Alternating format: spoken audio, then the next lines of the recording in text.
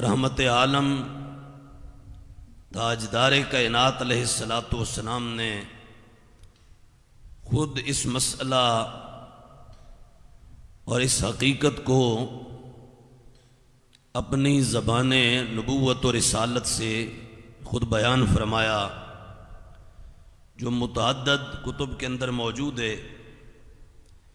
یہ میرے ہاتھ میں کتاب ہے، اس کا نام ہے الصواعق المحرقہ یا الصواعق المحرقہ۔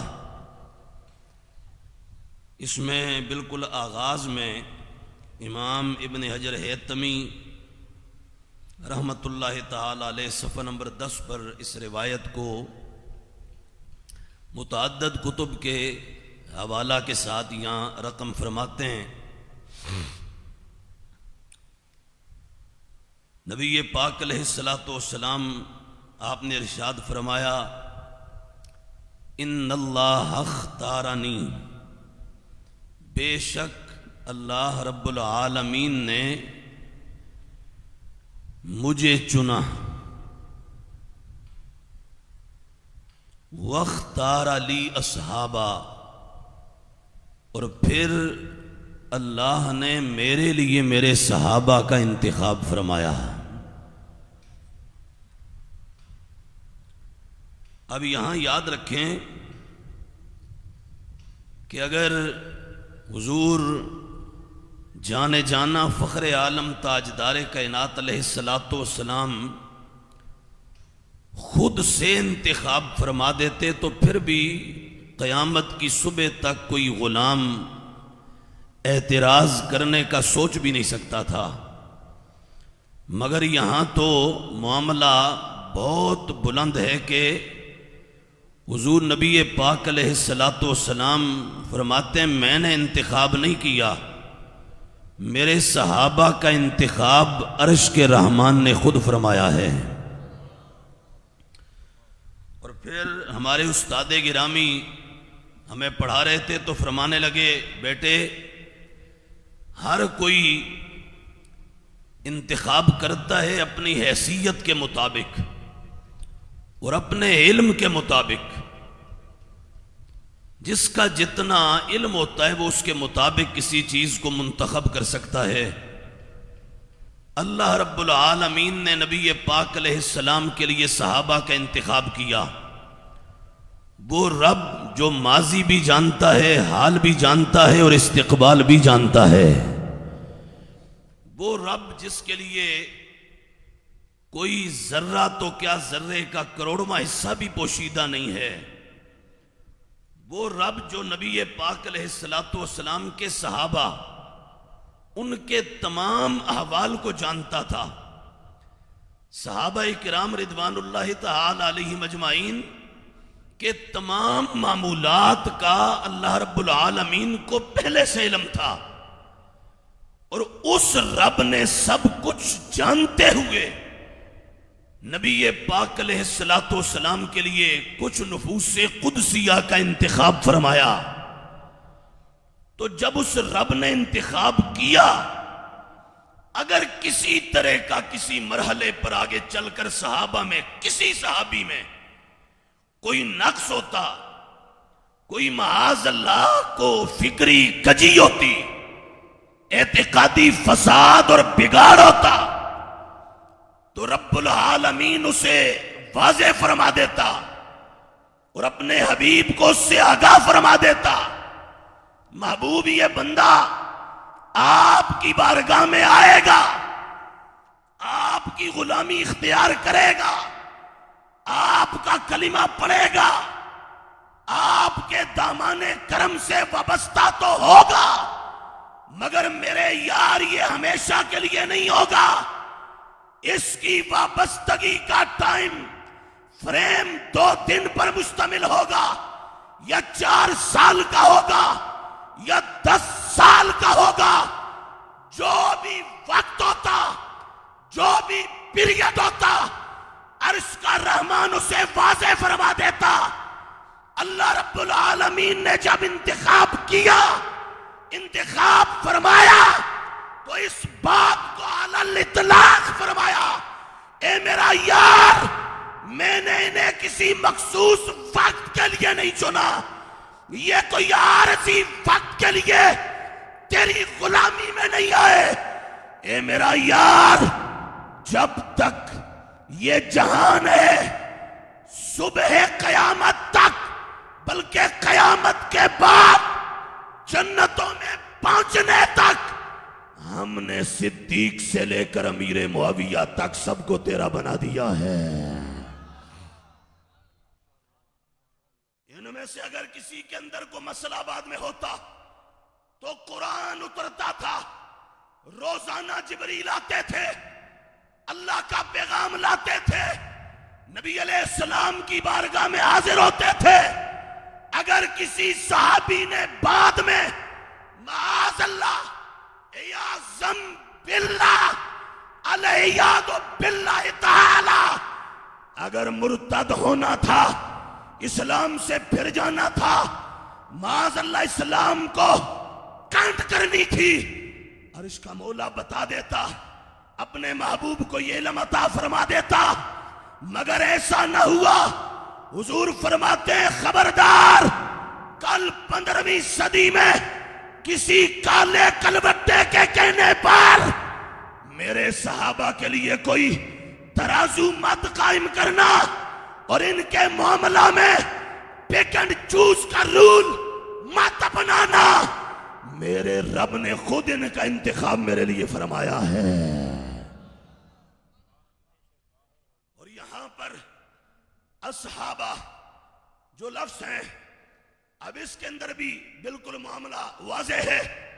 یہ نہیں کہا محبوب ابو بکر کا انتخاب تو میں کرتا ہوں، عمر کا آپ پہ چھوڑتا ہوں یا زمانے والوں پہ چھوڑتا ہوں، نہیں، فرمایا ان اللہ اختارنی، رب نے مجھے اپنے لیے چنا کہ مجھے اپنا محبوب بنانا تھا۔ بولیے نا سبحان اللہ، پیار سے کہیے سبحان اللہ۔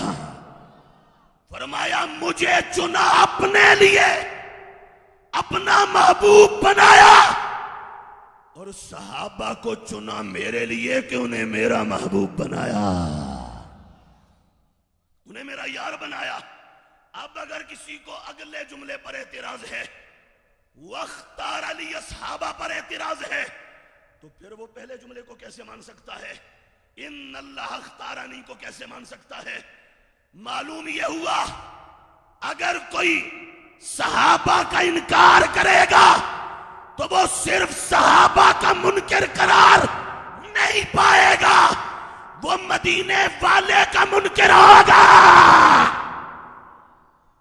سنی اپنے بختوں پہ تو ناز کر، تو نے جب صحابہ کی بارگاہ میں سلام نیاز پیش کیا تو گویا یہ اعلان کر دیا، محبوب میں تیرے یاروں کا بھی غلام ہوں، تیرا بھی غلام ہوں۔ حضور فرماتے ہیں ان اللہ اختارنی، بے شک اللہ نے مجھے چنا، واختار لی اصحابہ، اور میرے لیے صحابہ کو چنا، صحابہ کو چنا، صحابہ کو چنا۔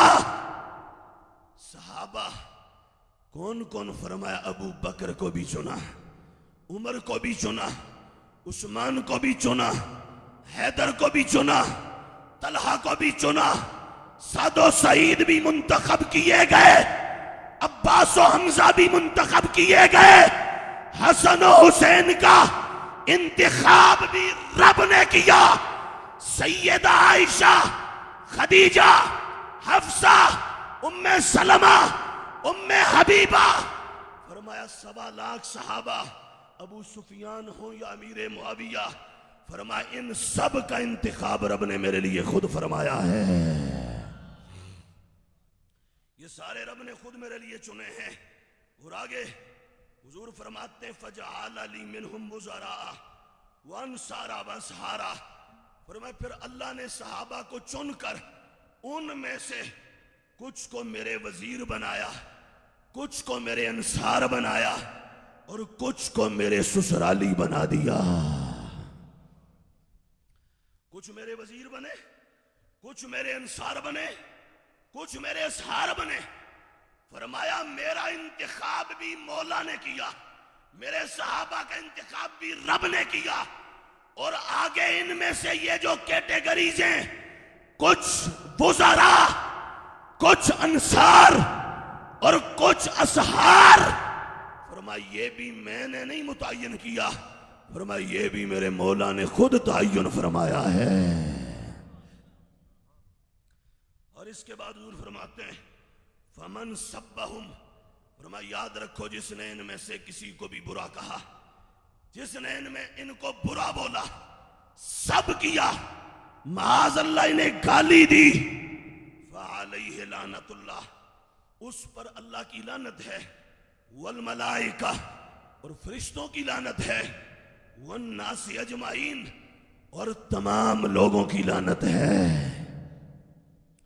فرمایا صحابہ کا معاملہ اتنا حساس ہے، ان کا معاملہ اتنا اہمیت کا حامل ہے، خبردار رہنا، ان میں سے کسی پر انگشت اعتراض مت اٹھانا۔ فرمایا نتیجہ یہ ہوگا لعنت کا توق آئے گا، عرش والا بھی لعنت اتارے گا، فرشتے بھی لعنت کریں گے، اور زمین کا ہر فرد بشر اس بندے پہ لعنت کرے گا جو میرے صحابہ میں سے کسی کا انکار کرے گا۔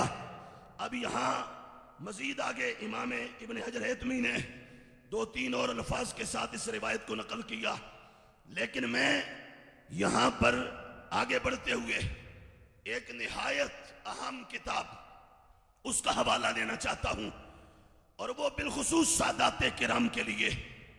آج کا یہ جو دور ہے بڑا ہی ایک پرخطر ہے، بالخصوص عقائد کے لحاظ سے۔ یہاں گلی گلی ڈاکو تنتناتے پھر رہے ہیں، اور ایک بڑا ہی حساس انہوں نے ہتھیار اٹھایا ہوا ہے، اور وہ یہ کہ جی ہم تو علی علی کرتے ہیں، ہم تو سیدہ کائنات فاطمہ الزہرا رضی اللہ تعالیٰ عنہ کا قصیدہ پڑھتے ہیں، ہم تو امام حسن و حسین کا نام لیتے ہیں۔ تو یہ نعرہ لگا کر اس کے بعد بالخصوص سادات کرام کو ورغلایا جاتا ہے، سید حضرات کو ورغلایا جاتا ہے، آل اطہار کو ورغلایا جاتا ہے، نبی پاک علیہ السلام کی مبارک آل، ان کے ایمان و عقیدہ کو لوٹا جاتا ہے، اور سید حضرات سمجھتے ہیں کہ شاید یہ بندہ ہمارا بڑا مخلص ہے، اور یہ ہمارا بڑا ہمدرد ہے، یہ تو ہمارے آباء و اجداد کا، یہ تو مولا علی پاک کا، زہرا پاک کا، حسن پاک کا، حسین پاک کا، اہل بیت اطہار کا مدح خواں ہے، یہ تو ان کا جو وہ ترانہ الاپ رہا ہے، یہ تو ان کا نام لیوا ہے۔ یہ چیز دیکھ کر تو فوراً اس کے بہلاوے پھسلاوے کا شکار ہو جاتے ہیں اور عقیدہ برباد کر بیٹھتے ہیں۔ توجہ ادھر، دھیان ادھر، آج کے دور کے ایک سید کو نہیں، شرق تا غرب سادات ساروں کو اٹھا کر جمع کر کے ایک طرف رکھ لو۔ جس سید کا بھی میں حوالہ دینے لگا ہوں وہ اکیلا سید سب پہ بھاری ہے۔ کیسے؟ یہ میرے ہاتھ میں کتاب ہے، ایک دائیں ہاتھ میں اور ایک بائیں ہاتھ میں، اور یہ دونوں کتابیں کس کی ہیں معلوم ہے؟ یہ ان کی ہیں جن کا صبح شام ہم نعرہ لگاتے ہیں، کیا؟ الہی خیر گردانی بحق شاہ جیلانی۔ یہ کون ہے؟ یہ وہی جنہیں محبوب سبحانی کہا جاتا ہے۔ بولو نا سبحان اللہ۔ یہ وہی جن کو پیران پیر کہا جاتا ہے، یہ وہی جنہیں بڑا پیر بولا جاتا ہے، یہ وہی جنہیں پیر دستگیر کہا جاتا ہے، یہ وہی جو اولاد حسن بھی ہے اولاد حسین بھی ہیں، یہ وہی جنہیں نجیب الطرفین کہا جاتا ہے، یہ وہی ہستی جنہیں عالم شریعت بھی بولا جاتا ہے اور پیر طریقت بھی کہا جاتا ہے، یہ وہی جنہیں غوث اعظم کہتے ہیں۔ یہ وہی جنہیں غوث جلی بولا جاتا ہے۔ کون؟ حضرت امام ربانی مجدد الفیصانی سرہند کی سرزمین سے آج بھی بول رہے ہیں۔ مکتوبہ شریف کے اندر موجود ہے۔ امام ربانی فرماتے ہیں لوگوں کون ہے غوث اعظم؟ فرمایا مدینے کے تاجدار نے اور عرش کے مولا نے ولایت کا کارخانہ غوث اعظم کے سپرد کر دیا ہے۔ کیا مطلب؟ اب امام محمد مہدی کے آنے تک جو ولی بنے گا غوث جلی کے سگنیچر سے بنے گا۔ جس کو چاہیں گے ولی بنا دیں گے، جس کو چاہیں گے ولایت کی شان عطا کر دیں گے، جس کو چاہیں گے ولایت کے منصب پر فائز کر دیں گے، اور جس سے چاہیں گے ولایت واپس لے لیں گے۔ کہ ولایت کا اختیار ان کے پاس ہے۔ حضرت غوث اعظم وہ جنہیں منصب امامت کبریٰ، قطبیت کبریٰ، روحانیت عظمی اور غوثیت عظمی کا والی و وارث کہا جاتا ہے، وہ بغداد کا شاہ بول رہا ہے۔ روز پاک فرماتے ہیں ادھر سیدو خاص طور پہ تم توجہ کرو، اے سادات کرام تم بہت عظیم ہو، تم مدینے کے چاند کی آل اولاد ہو، دھیان کرو۔ غوث پاک رضی اللہ تعالیٰ عنہ آپ کی یہ دونوں کتابیں ہیں، ایک کا نام ہے اصول الدین، اصول الدین یعنی من عقائد اہل سنت والجماعہ، یہ عقیدہ اہل سنت کی کتاب۔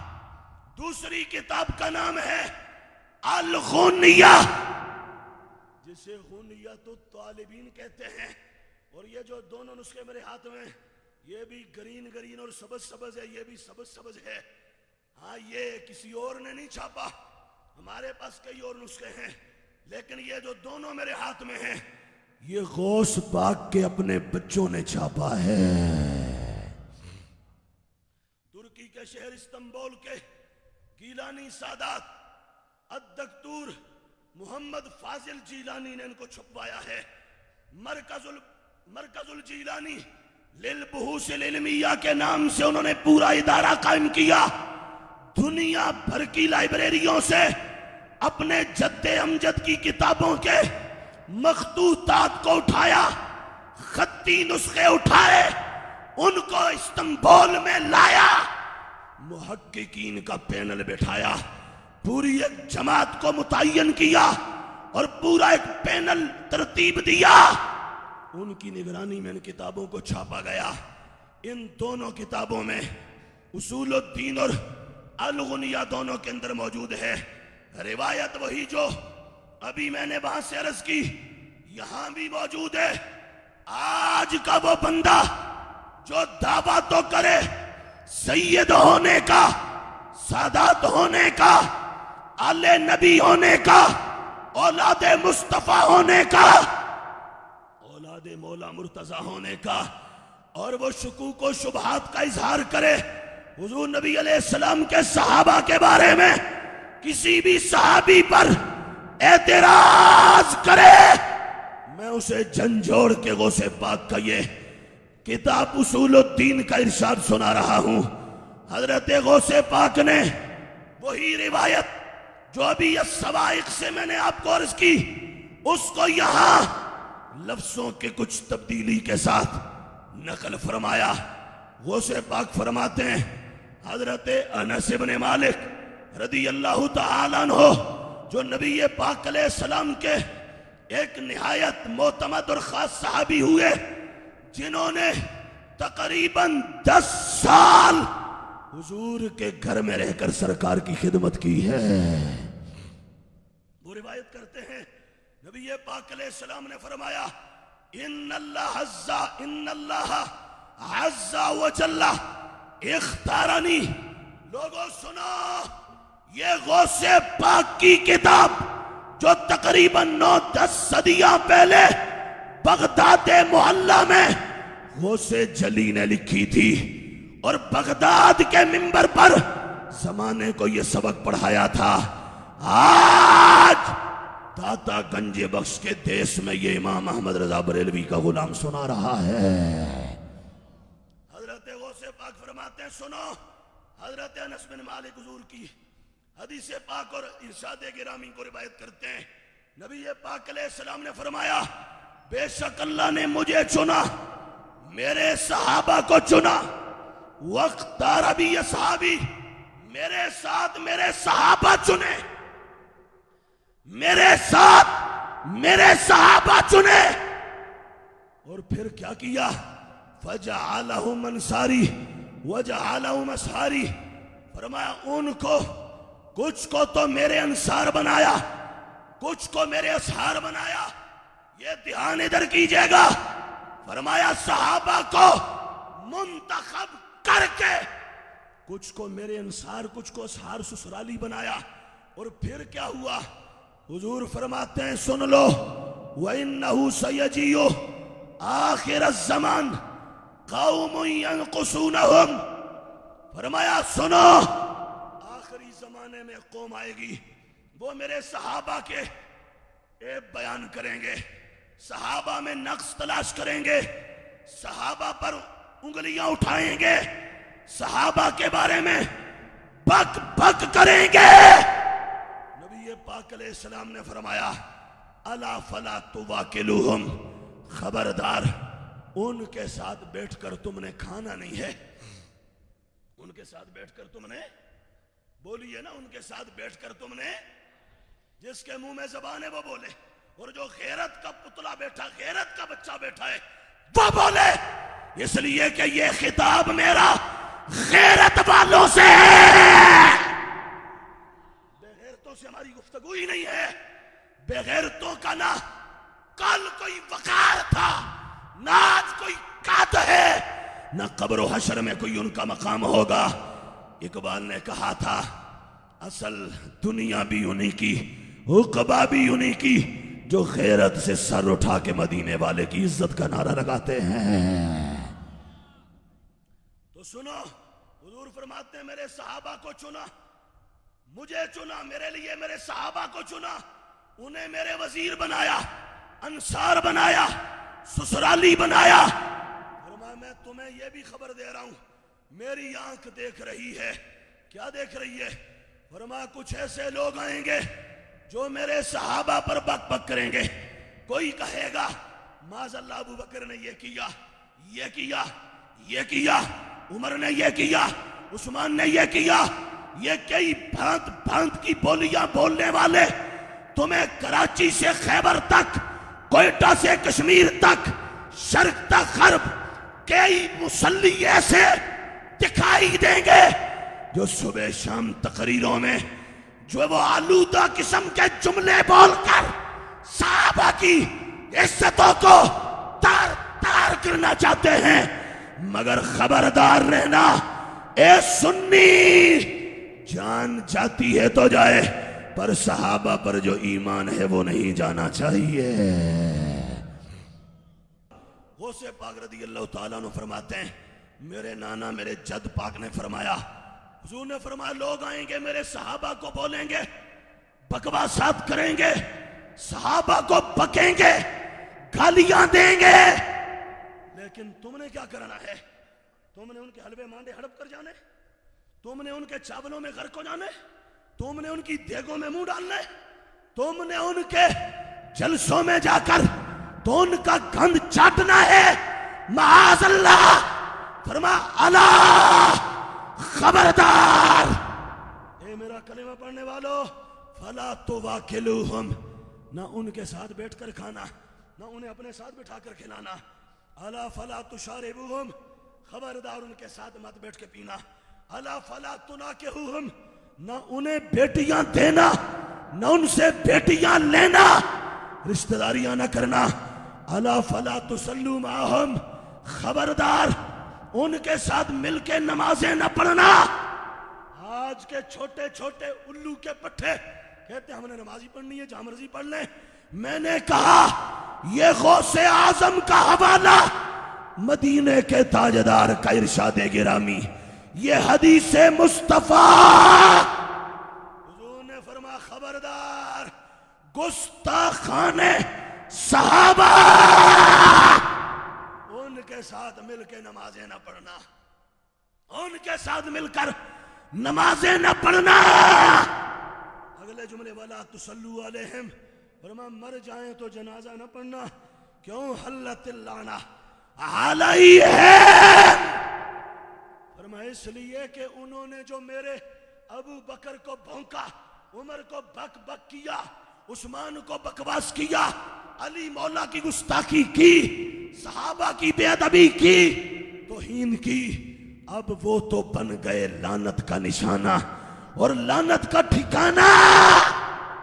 اگر یہ سارے کام تم نے ان کے ساتھ مل کر کیے تو جب لعنت کی نحوست اور ظلمت اور وبال ان پر اترے گا تو بچ تم بھی نہیں سکو گے. اگر اپنے آپ کو بچانا چاہتے ہو لعنت سے, لعنت کی جو ہے وہ تنات اور خجالت سے, تو فرمایا پھر صحابہ کے گستاخوں سے بچ جانا, صحابہ کے غلاموں کے ساتھ ہو جانا.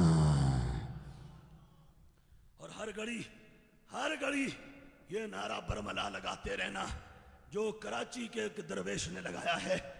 کیا؟ ہر صحابی یہ نبی جنتی جنتی, یہ نعرہ لگاتے رہنا ہے. یہ غوث جلی کا حوالہ ہے. اب میں یہاں یہ حدیث سنا کر میں پوچھتا ہوں اس بندے سے جو کہتا ہے جی میں ابو بکر صدیق کو تو مانتا ہوں, عمر فاروق کو تو مانتا ہوں, میں عثمان غنی کو تو مانتا ہوں, مولا علی کو تو مانتا ہوں, حضرت امیر معاویہ مجھے اچھے نہیں لگتے.